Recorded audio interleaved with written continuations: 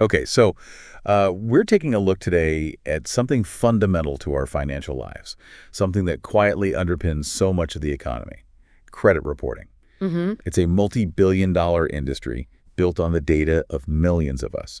And what we're diving into today comes from a petition over on change.org that, well, it throws a pretty sharp question at the heart of it all. Exactly. All right. This isn't really about the nuts and bolts of credit scores themselves, but more about who benefits from the vast amount of personal financial information held by the big three credit bureaus: Equifax, Experian, TransUnion. Right. This petition argues that there's a fundamental imbalance at play, a big one.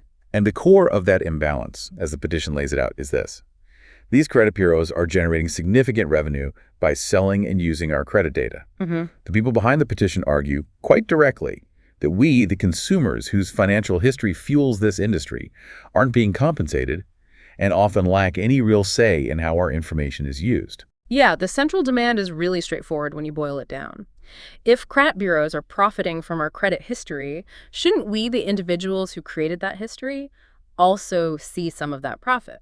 Makes sense on the surface. And the petition takes this argument directly to the entities with the power to make change: the U.S. Congress, the Consumer Financial Protection Bureau, or CFPB, the Federal Trade Commission, FTC, and, of course, the National Credit Reporting Agencies themselves. So, for you, our listener, who's carving out some time to get a grip on this, we're going to dig into the core arguments of this petition and explore the solutions being proposed. Okay, let's unpack this, starting with the central idea: data ownership. The petition makes a pretty bold claim here. It does. What's fascinating right off the bat is this assertion that our credit history isn't just numbers on a screen, it's personal financial property. That's the term they use. Property. The petition argues that if these bureaus are essentially acting as brokers of this information, then the individuals who generated that data through their, financial activities should have a similar level of control and the right to benefit economically, just as the bureaus do. It does make you think, doesn't it? They're profiting from something we inherently create through our financial lives just by living and buying things. The petition doesn't hold back either, describing this as unjust corporate enrichment. It's strong language. It is. And if we step back for a moment, this really ties into a much broader conversation we're having in the digital age, right? Definitely. The petition touches on the idea that data is currency. We constantly hear about the value of personal data in so many different sectors: social media, advertising. Everywhere. Exactly. This petition is essentially asking why that value doesn't extend to the individuals whose credit data is so central to this particular industry. It brings up some, fundamental questions about economic fairness in this data-driven world we're in. Right. And it's not just about the potential profit either, is it? The petition also flags a significant concern around our lack of control. They emphasize that consumers don't get a say in how their financial data is used. Which can feel pretty disempowering. Yeah, especially when you consider how important this data is for things like loans, mortgages, even just renting an apartment sometimes. And this lack of control, as the petition points out, isn't just some abstract concern. It has real-world implications, particularly when it comes to the risks consumers face: identity theft, fraud, and data breaches. Oh, yeah. The petition highlights the sheer scale of the potential harm by referencing the Equifax breach, which impacted an astounding 147 million people. That was huge. I remember that. Yeah, that event really brought home the vulnerability we face when this sensitive information isn't adequately protected. That breach was certainly a stark reminder of what's at stake. So, okay, given these arguments, the idea of data ownership, the lack of control, and the very real risks involved, what kind of solutions does this petition actually put forward? What are they asking for? Well, the core proposal is the establishment of a consumer credit data compensation system. It's basically a call for a fundamental shift in the business model. Okay. Moving away from a system where the bureaus solely profit from our data to one where consumers are directly compensated. And they've even outlined 4 potential logical payment structures to illustrate how this could actually work in practice. They've thought it through, it seems. Okay, let's get into those structures then. The first one they mention is the revenue sharing model. How would that look? So the idea here is that the National Credit Reporting Agencies, the NCRAs, would continue to charge lenders a fee for accessing credit reports, maybe somewhere in the range of, say, $5 to $50 per report. That part stays the same. Right, standard practice now. But the key change is that a portion of that fee, maybe $0 to $2.50 per inquiry, would then be distributed back to the consumer whose credit data was accessed. Yeah. The petition estimates this could potentially result in an annual payment to consumers ranging from, a few dollars up to maybe $25 or even more, depending on how often their credit file is checked. So almost like a micropayment each time someone, like a lender, looks at your credit report. Interesting.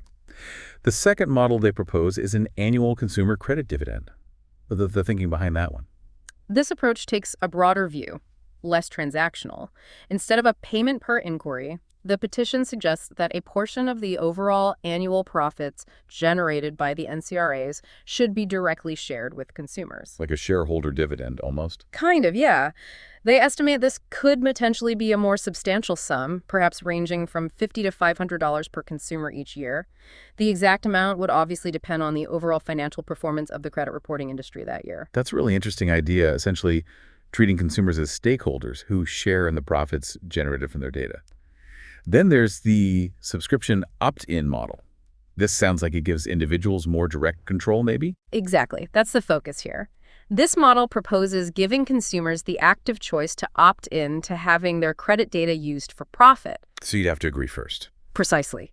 In exchange for granting this consent, they would receive a regular subscription-based payment estimated by the petition to be somewhere between $5 and $20 per month. Okay, so that could add up. Yeah, potentially $60 to $240 per year.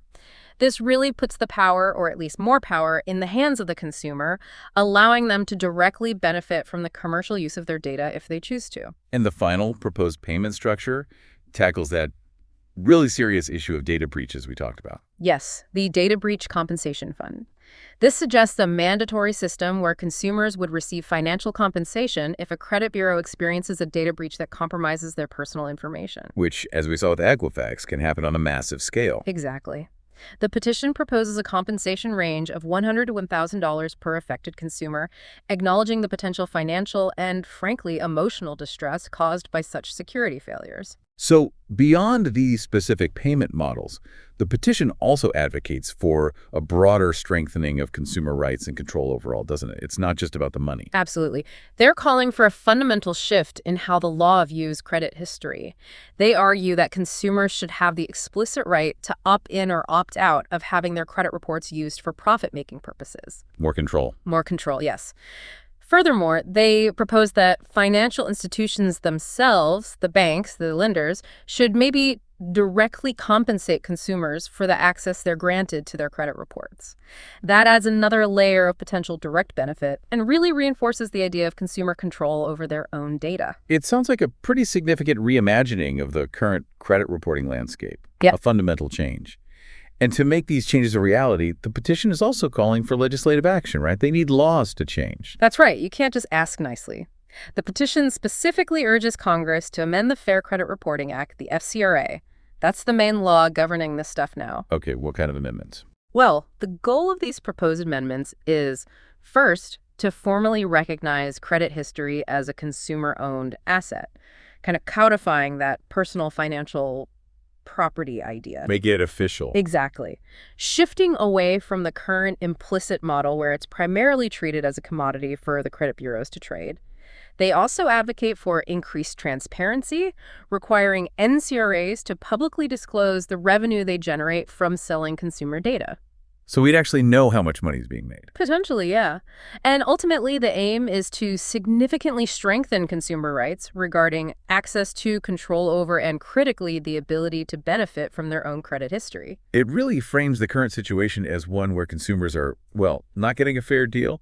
The petition even points out the sheer financial scale of the credit reporting industry, estimating it to be around, what was it, $10 to $15 billion annually? Yeah, that's the figure they quote. And that number really highlights the magnitude of the industry and the potential for significant financial flows. It's not small change. Not at all. The petition argues that with such substantial sums involved, it's simply time to reevaluate the current model and address what they see as an imbalance, where consumers are essentially being exploited for profit. Strong words again. Very. They're advocating for what they term economic justice and financial fairness. And, as you mentioned right at the start, they're actively encouraging listeners, people like you tuning in, to sign this petition, to put pressure on lawmakers and regulatory bodies, Congress, the CFPB, the FTC, to take these issues seriously. Right. So to quickly bring it all together then for everyone listening, this deep dive into the Change.org petition has highlighted a core tension: the significant profits generated by credit bureaus from our personal financial data versus the current lack of direct benefit or meaningful control for us, the consumers who generate that data in the first place. Yeah, that's the heart of it. We've explored the arguments around data ownership, that personal financial property idea, and the various proposed solutions ranging from those different payment models like revenue sharing or dividends, all the way to a fundamental restructuring of the Fair Credit Reporting Act. And, it prompts a really important question, maybe a final thought for you to consider long after you're done listening. Given the ever-expanding universe of personal data being collected and utilized daily, not just in finance, but across our entire digital lives. Social media, shopping, everything. Everything. What are the broader implications for individual ownership and the possibility of compensation? Thinking about the principles raised in this petition regarding credit data, how might those same ideas apply to other areas where our digital footprints are being tracked and monetized? That's a big question. It is. It's definitely something to think about as we all navigate this increasingly data-driven world. Where does our ownership begin and end? If this podcast helped you, don't forget to like, comment, and subscribe. Your support helps us keep making these videos. Thanks for watching.